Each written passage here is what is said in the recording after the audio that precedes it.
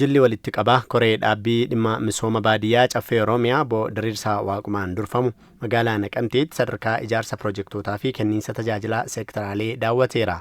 Koreen kunis sadarkaa ijaarsa piroojektii buufata konkolaataa qindaa'aa magaalaa Naqamtee, raawwii hojii seektaraalee galii, kenniinsa tajaajilaa waajjira lafaaf kenniinsa tajaajilaa sadarkaa gandaa daawwatanii hanqinaa fi cimina jiruus adda baasuun kallattii kaa'aniiru.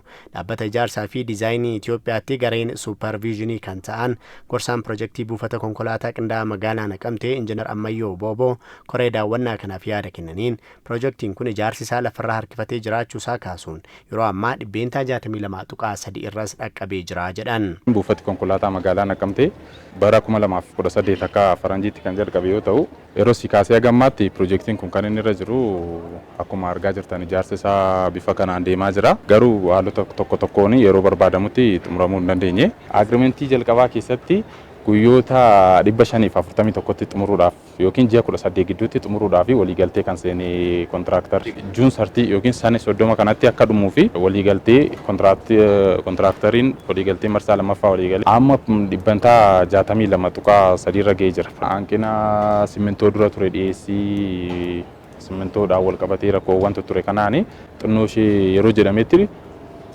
dhumuu dhiisuu danda'a waan ta'edhunus yaada qabna kanarratti. Walitti qabaan koree dhaabbii dhimma misooma baadiyyaa caffee mootummaa naannoo Oromiyaa bo diriirsaa waaqumaa daawwii isaaniitiin seektaraalee mootummaa magaalattii keessatti jiran kanneen akka waajjira galiiwwanii fi misooma lafaa daawwachuu isaanii himanii ijaarsa buufata konkolaataa qindaa'aa magaalaa Naqamtee lafarra harkifatee jirus ilaalleerraa jedhan.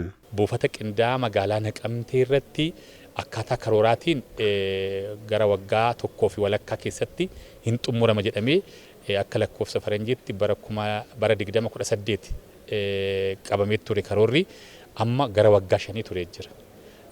Sababni dhiyaate ture tokkoffaa diizaayiniidha. Lammaffaan nageenya faana wal qabatee dhiyeessii faanas wal qabatee akka rakkootti ka'aa ture. Haalli lammarra jiru qulqullina isaa yeroo ilaallu ija ogummaatiin ogeessi kan mirkaneessu akkuma jirutti ta'ee fooyyee qaba karaa jedhuun kan ilaalame. Ammas ijaarsi piroojektii kanaa xiyyeeffannaa addaan ilaaluudhaan yeroon xumuruun barbaachisaa ta'us obbo Diriirsaan kallattii kaa'aniiru.